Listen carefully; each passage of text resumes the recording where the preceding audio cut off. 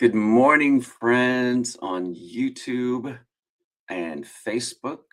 Let's get Instagram up and running. Instagram is its own thing, y'all. I don't know why the integration has to be so special. All right, now that we've got Instagram going, let's make sure it's there. Yes, it's there. All right. Hi, good morning, Instagram.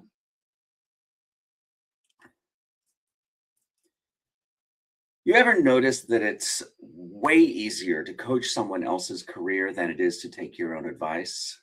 Because that is exactly what I am dealing with right now. I caught myself doing exactly that. Good morning, friends. This is the morning report from the Working Actor NYC. And y'all, I know you feel this. This is what I'm grappling with at the moment. It's so interesting to me that I can easily spot my clients' blind spots. I can identify where they can make a difference in their career, sometimes with simple changes, adjustments, and everyday actions.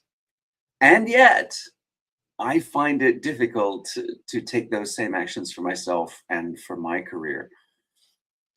For example, I had a career shifting event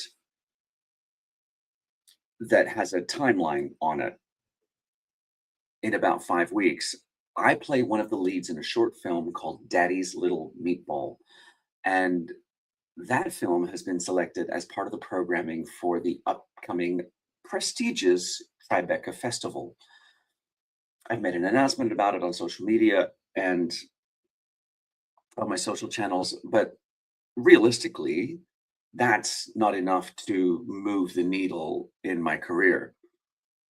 What I need to do is send a simple outreach email to the list of casting directors that I have on the database that I've been building and just let them know, right, that I'm playing the lead in a short film that has been selected in this year's Tribeca Festival.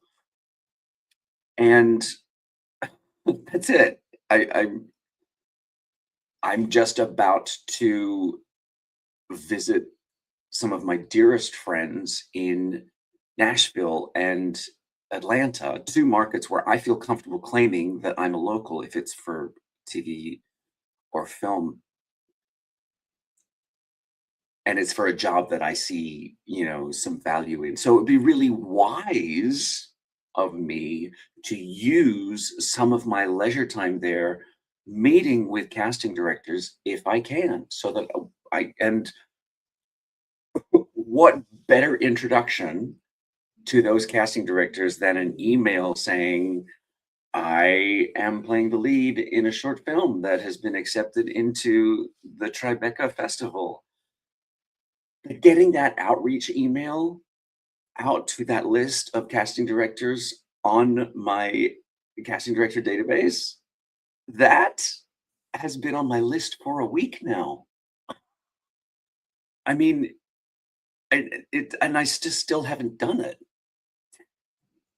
I You ever notice that it's way easier to coach someone else's career than it is to take your own advice?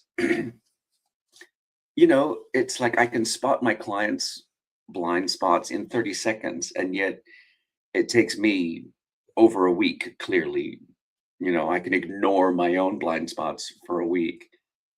I am just grappling with this, the way my priorities haven't become important to me. Ah, I know you feel this. I know you feel this. And it's not even that I'm avoiding it. It's not like I'm sitting here twiddling my thumbs. That's really the issue, isn't it? Is that, for example, this weekend, we shot our live podcast on Saturday. It was a lot of fun. It was a super interesting discussion. But I mean, that leads to hi, friends. This is the morning report from the Working Actor NYC. Thanks for joining me, whether you're on YouTube or Facebook or Instagram or over here on TikTok. Laura's here. Hi, Laura. Thanks for joining me again.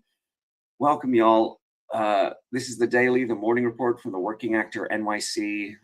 Let me know where you are and what you're working on. Are you familiar with ATNYC by chance? Is that the Australian Theatre Festival NYC? Funny you should mention that. Let me know you if that's what you're talking about. ATNYC. AT could stand for a lot of things, so I'm not certainly sure. I'm not exactly sure which ATNYC you're talking about, but let me know. Actors Theatre in New York City. Filming another commercial tomorrow? Okay, let's just give it up for Laura. Follow her on TikTok, a funny mom on TikTok, who is shooting another commercial tomorrow. Is this one also in? Wait, the other one was in Austin, wasn't it?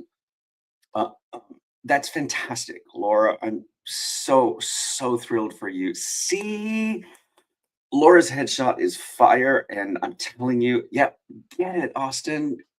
You're killing it. You are killing it, Laura. And that headshot of yours, it's such a great, y'all get those materials working for you, like Laura's are for her, because that is when the bookings roll in. It's when casting directors look at your headshot and they say, I know what to do with you. And I really am so thrilled because, I first met Laura when I was doing a live format called Fix My Headshot Live. And Laura had sent hers in, and immediately you could just look at this shot that she has and go, oh, I would buy toothpaste from that person. It's a great commercial shot, and the proof is there. That's the proof. I want to know more about Actors Theatre of NYC because I feel as though that's a similar name to uh, Actors is a multidisciplinary acting company developing and producing original work, storytelling New York City at the Soho Playhouse. Okay, it's not what I was thinking of. So no, the answer is I don't know Actors Theatre of New York City. I was thinking of the American Theatre of Actors, which is different, which has been around for a very, very long time. And then there's Actors Temple. Yeah, okay, cool. So no, I'm not familiar with that one. Is that a company that you work for, or is that Yun, is that a company that you work for, or is that uh, some I had the wonderful privilege of working with them on some virtual events in virtual reality. Virtual events in virtual reality. It's a fascinating new area, right? So I think uh, I'd be interested to hear if you'd make a difference between virtual reality and augmented reality, because I think as AI becomes a bigger part of our lives, it's what is going to become more important to all of us, and this is what we're all talking about right now, is in-person events, analog events. But it's fascinating to see how augmented reality is going to play nicely with that.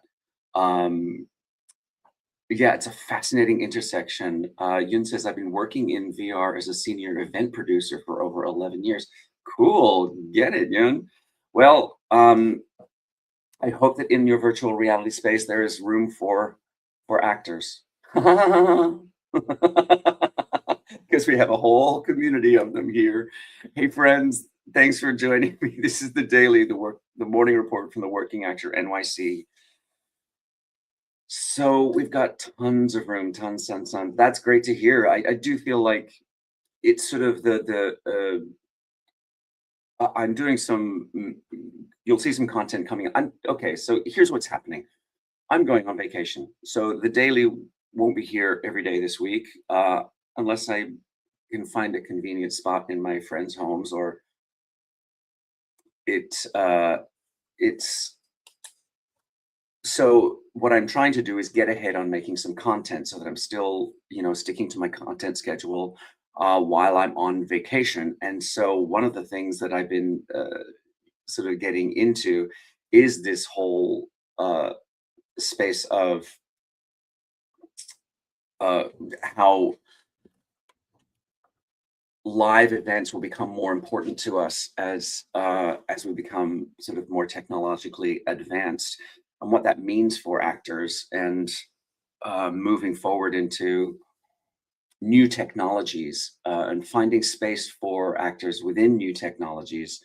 And uh, it's like there's clearly going to be a seismic shift in the way we produce, distribute, and consume entertainment. And it's interesting to sort of analyze those things now, but I don't pretend to be an expert in those things. It's something I'm aware of and trying to keep up in touch with.